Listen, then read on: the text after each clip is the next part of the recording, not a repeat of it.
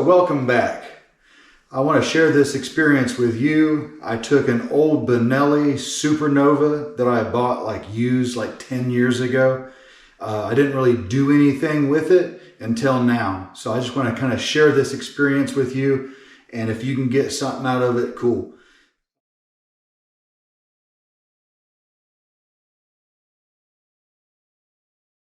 Subscribe!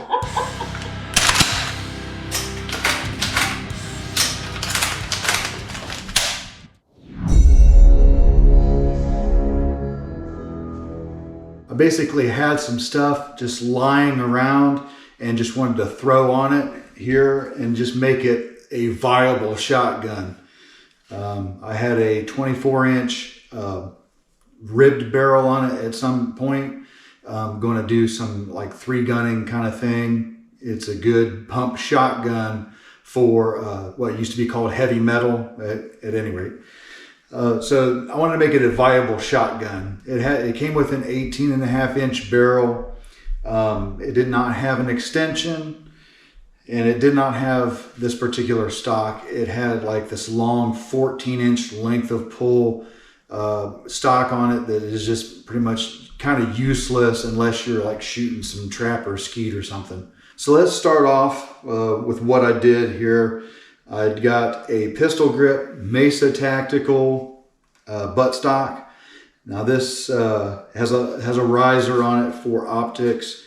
This actually is a little upgrade that's very, very valuable, and you will thank me if you don't already know about it.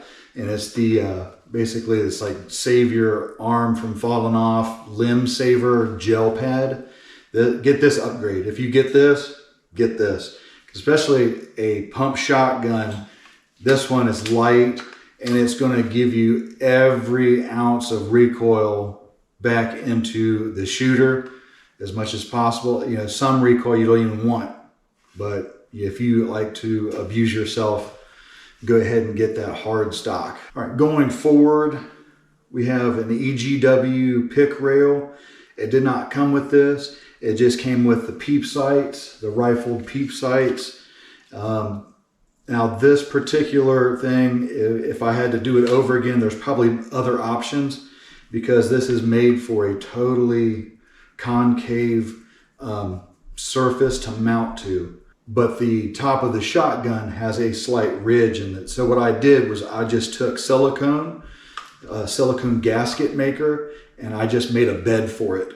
And then once it screws in, you're good to go. Forward to that, added the trusty little heat shield here for when you have to manipulate the shotgun and you don't want to get burned by a hot barrel. This is it's like a $20 little heat shield.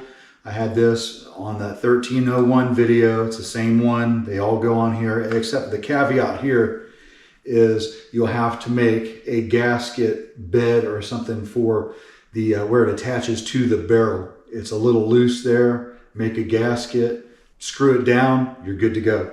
Ahead of that, we have the flashlight, which is much needed option here. This is the Surefire Mini Scout with a pressure pad. Now this is zip tied to the holes, which is another cool thing about the heat shield is it allows you to attach different things on it. So I got this thing zip tied to it and it won't go anywhere. It is mounted with a GG and G.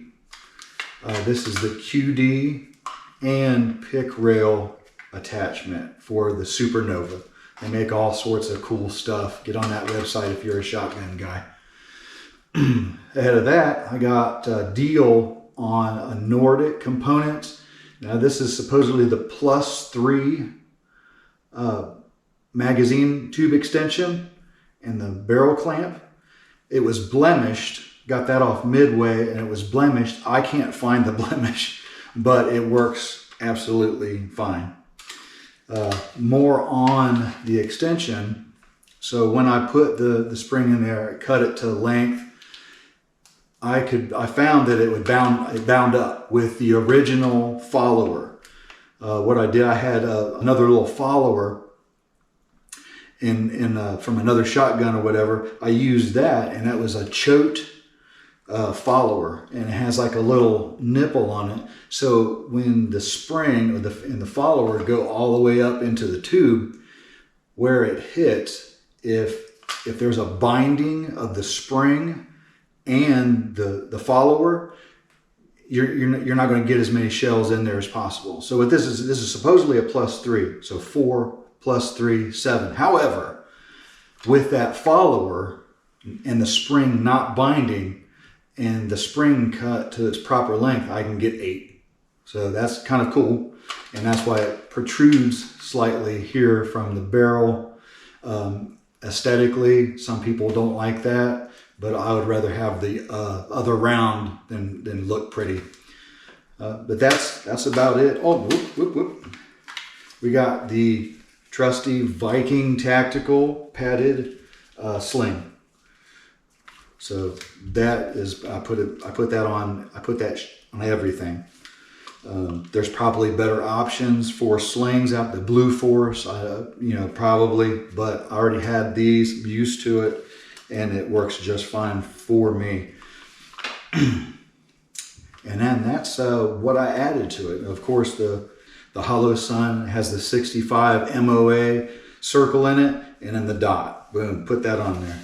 So all in all, putting some money into it, it's not much over the $250 that I originally purchased. Now this was 10 years, 2010, but I got it used.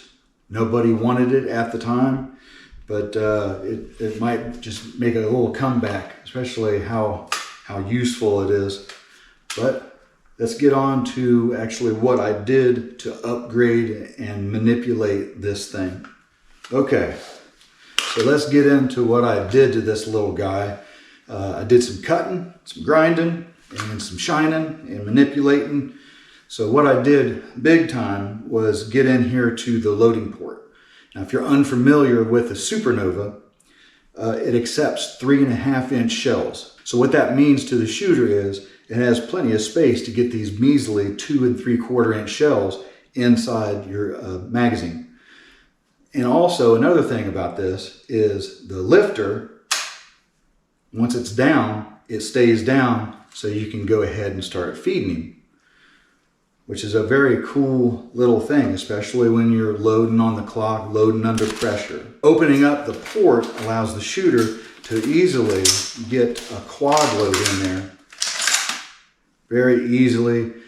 Grinding that, smoothing that front lip out so that you still feel the shell in there forward of the shell catch, and that way the shell just goes in there without having to stick your thumb all the way in to seat it. So that is a real nice little feature and an upgrade to the Supernova. And then you see the lifter is still back. After that, I did open up the ejection port slightly, but any little amount helps. So, boom.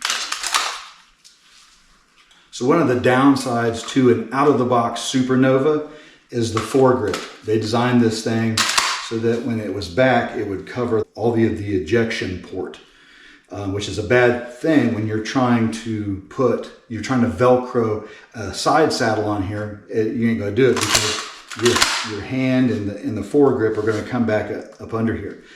They do make aftermarket parts that extend off the top rail. I think Mesa Tactical does this, possibly.